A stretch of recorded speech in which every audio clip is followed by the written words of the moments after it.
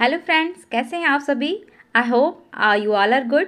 तो आज हम ईवीएस क्लास 5 का चैप्टर नंबर 21 जिसका नाम है अ न्यू डॉन, उसके बारे में पढ़ेंगे। ठीक है।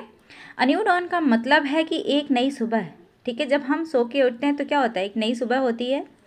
वैसे ही हमारे देश के लिए, हमारे इंडिया के लिए एक नई सुबह थी जब हमारी इंडिया जो है वो आज़ाद हुई थी, उसको आज़ादी मिली थी। हमारा संविधान, हमारा कॉन्स्टिट्यूशन जो है वो उसको फाइनली जो है उसको लागू किया गया। और लागू करने के बाद में जो है 26 जनवरी 1950 के बाद से जो हमारे देश की एक नई शुरुआत हुई। और वो नई शुरुआत जो थी, आज उसी के बारे में हम इस चैप्टर में पढ़ेंगे। तो हम इसमें क्या क्या पढ़ेंगे, पहले वो टॉपिक्स देख लेते हैं। Functions of the central government, function of the state government, the judiciary. Okay, तो हम इस चैप्टर को स्टार्ट करते हैं। India is very big country. It is divided into 29 states and 7 union territories, including the national capital territory of Delhi. All the states and union territories are together called the Indian Union. Okay? तो हमारी जो country है, India है, वो बहुत बड़ा देश है।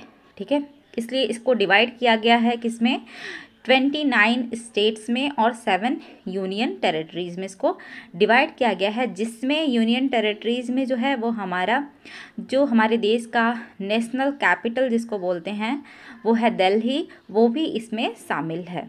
और सारे स्टेट्स जो हैं और सारे यूनियन टेरेटरीज़ को मिला करके साथ में अगर हम मिला देते हैं तो हम इसको क्या बोलते हैं, इंडियन यूनियन बोलते हैं। The power of the central as well as the state government have been written down in the constitution. तो इस तरह से जो सेंट्रल गवर्नमेंट की जो शक्तियां हैं और स्टेट गवर्नमेंट की जो शक्तियां हैं वो कॉन्स्टिट्यूशन के डाउन में लिखी हुई हैं। But the central government helps the state government as and when needed. लेकिन सेंट्रल गवर्नमेंट हमेशा जो है वो हेल्प करता है किसका, स्टेट गवर्नमेंट का, यानी कि राज्य सरकारें जो होती हैं उनकी हेल्प करता है जब उनको उसकी ज़रूरत होती है। तो आगे हम पढ़ते हैं सेंट्रल गवर्नमेंट के बारे में। तो सेंट्रल गवर्नमेंट क्या है, the central government is also known as the union government. Okay, तो सेंट्रल गवर्नमेंट को हम और किस नाम से जानते हैं, यूनियन गवर्नमेंट के नाम से जानते हैं। It compromises the president, the vice president, the Lok Sabha and the Rajya Sabha. ये जो होता है, ये कंप्राइजेज जो है ये किसका है, ये है प्रेसिडेंट का, वाइस प्रेसिडेंट और लोकसभा और राज्यसभा का है। आगे हम लोकसभा के बारे में पढ़ेंगे।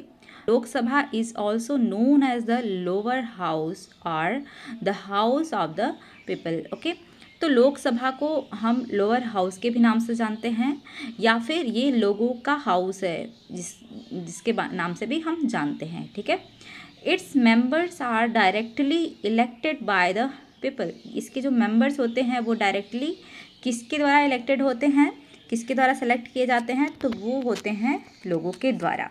Maximum members that can be elected are 552। इसमें मैक्सिमम मेंबर्स जो होते हैं वो 552 हो सकते हैं। The leaders of the house is the prime minister. Okay, और यहाँ का जो लीडर होता है वो होते हैं हमारे देश के प्राइम मिनिस्टर यानी कि पीएम।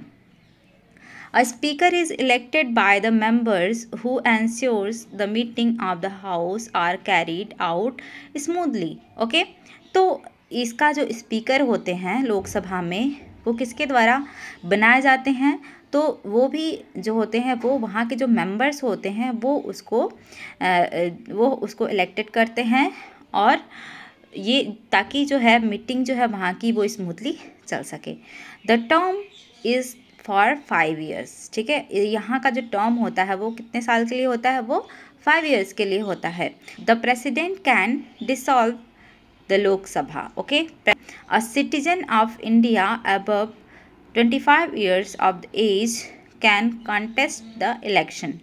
जो इंडिया के सिटीजन हैं वो 25 साल की एज के तक के हो सकते हैं जो इस इलेक्शन में इस इलेक्शन के जो है वो कंटेस्टेंट होते हैं।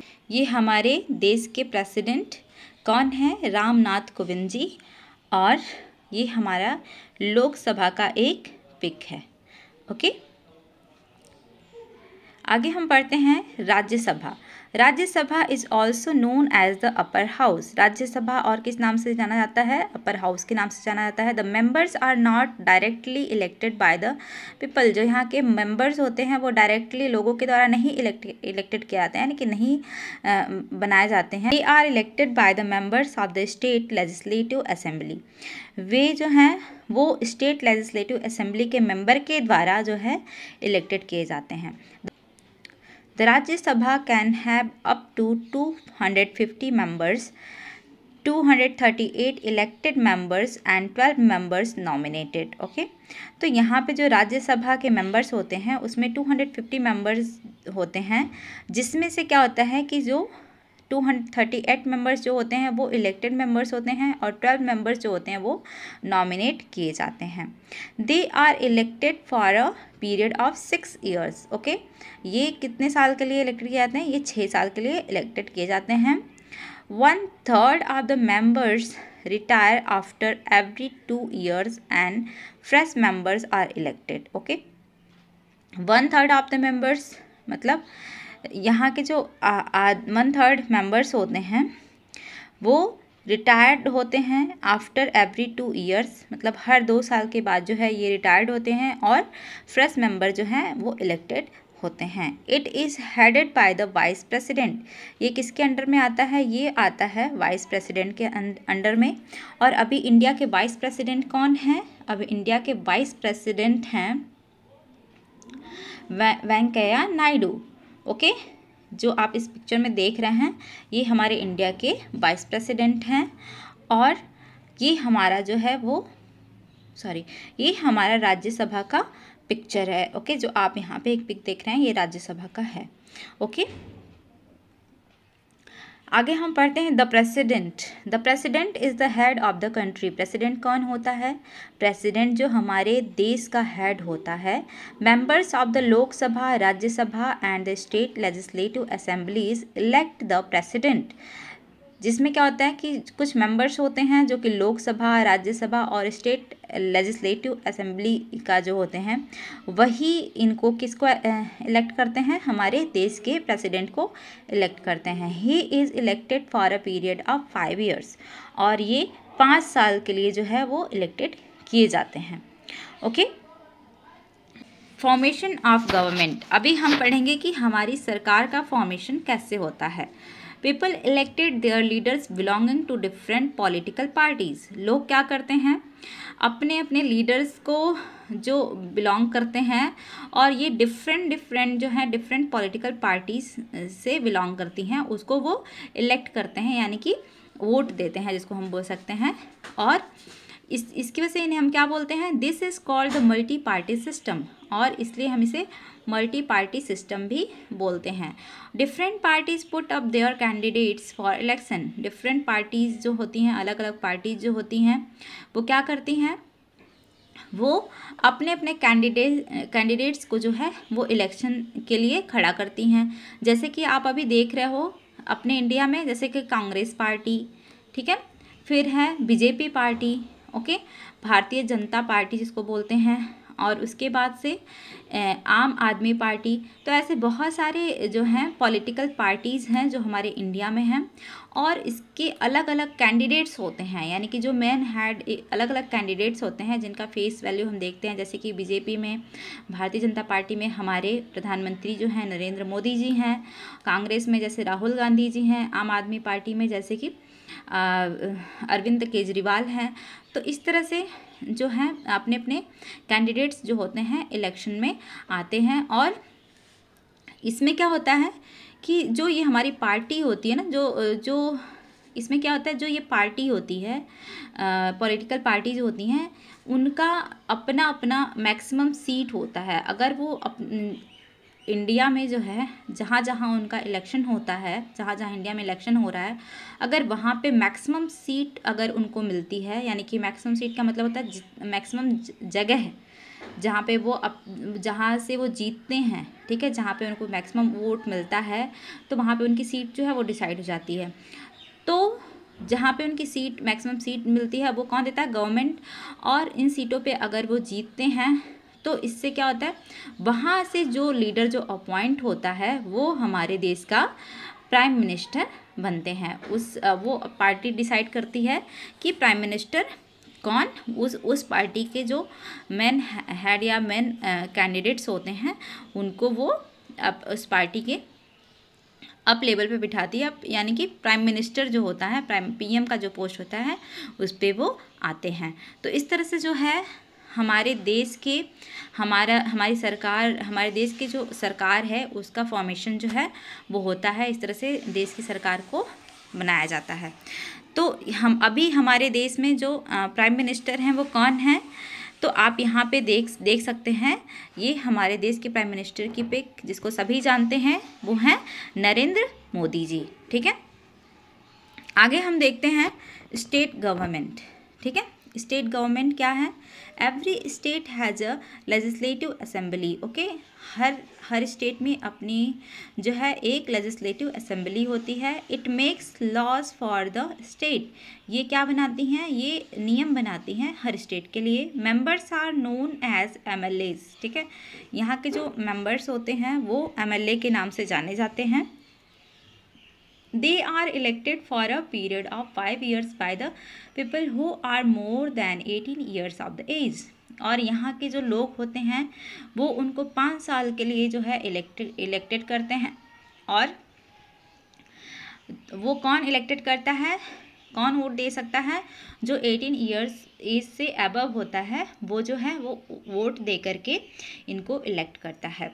The head of the state is the governor. ठीक है, और स्टेट का जो हेड होता है वो कौन होते हैं, वो होते हैं गवर्नर। ही और she is appointed by the president for a period of 5 years। Okay, या वो ही यानी कि वो कोई जेंट्स भी हो सकते हैं, सी यानी कोई लेडीज़ भी हो सकती हैं। तो वो जो है ही और सी कोई भी जो अपॉइंट होता है वो किसके द्वारा होता है, प्रेसिडेंट के द्वारा। कितने साल के लिए, 5 साल के लिए। The party that wins the election from the government and its leader is called the chief minister. Okay, तो जिस पार्टी से भी जो लीडर इलेक्शन में जीतता है वो क्या कहलाता है, वो गवर्नमेंट, वहाँ की गवर्नमेंट उसकी गवर्नमेंट बनती है, यानी कि उस स्टेट में उसकी सरकार बनती है जो पार्टी जीतती है।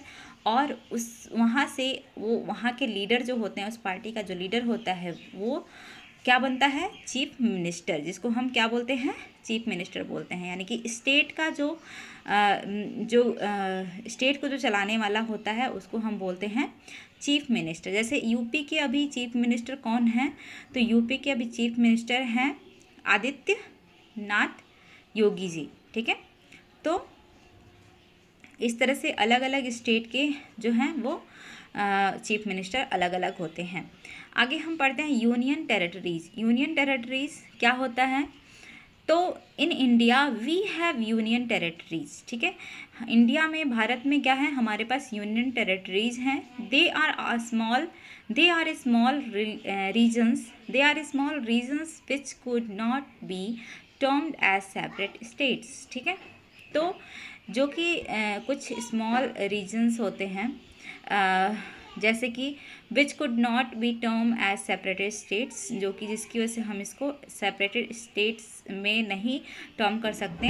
दे are governed by LT governors. Okay, ये किसके द्वारा गवर्न किए जाते हैं, ये LT गवर्नर्स के द्वारा जो है चलाए जाते हैं। He is representative of the president of India in that particular union territories.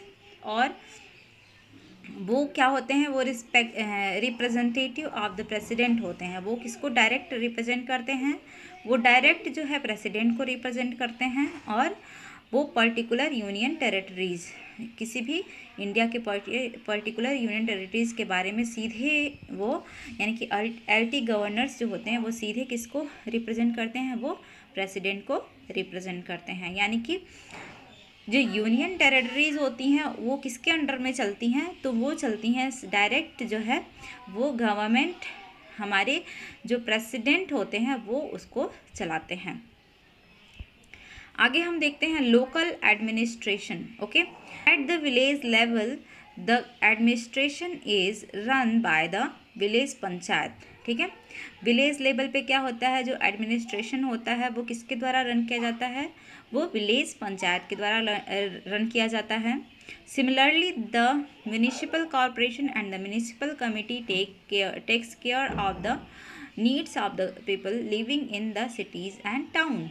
और जिसमें हमने पिछले चैप्टर में भी पढ़ा था कि ग्राम पंचायत जो होती है वो विलेज को देखती है, और म्यूनिसिपल कॉरपोरेशन जो होता है या म्यूनिसिपल कमेटी जो होती है वो किसको देखती है, वो सिटी के लोगों के, और सिटी या फिर टाउन जो होता है उसके लोगों के नीड्स को का टेक केयर करती है।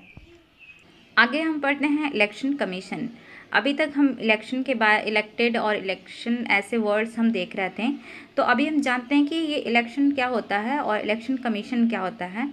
तो इलेक्शन क्या होता है, पहले तो इलेक्शन का मतलब होता है कि अगर देश में एक गवर्नमेंट को स्थापित करना है, एक गवर्नमेंट को बनाना है, तो क्या करती है गवर्नमेंट जो होती है वो एक जो इलेक्शन कमीशन जो होता है वो इलेक्शन करवाती है पूरे देश में, और उसके बाद से लोगों के द्वारा जो नॉमिनेट जो बनाया जाता है वोट करने के बाद में, जो सबसे ज़्यादा वोट लेता है और जो जीतता है वो होता है वहाँ का हेड।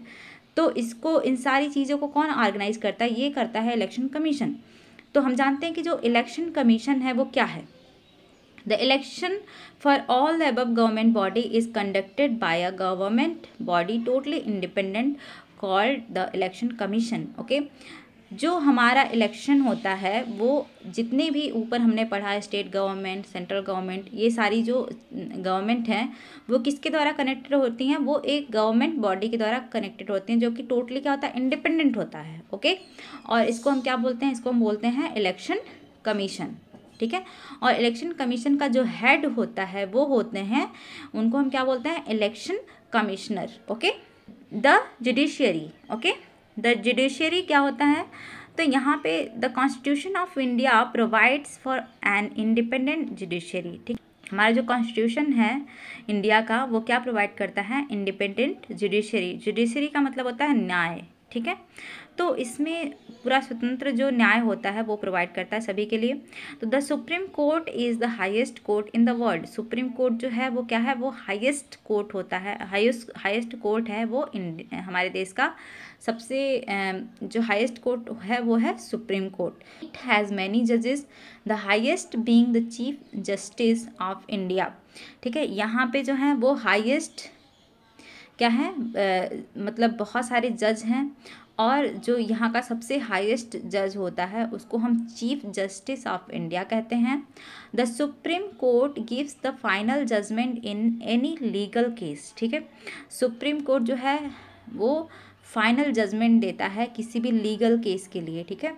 अगर कोई भी केस चल रहा है, अगर उसमें अगर फाइनल जजमेंट अगर देना है तो वो सुप्रीम कोर्ट के द्वारा ही दिया जाता है।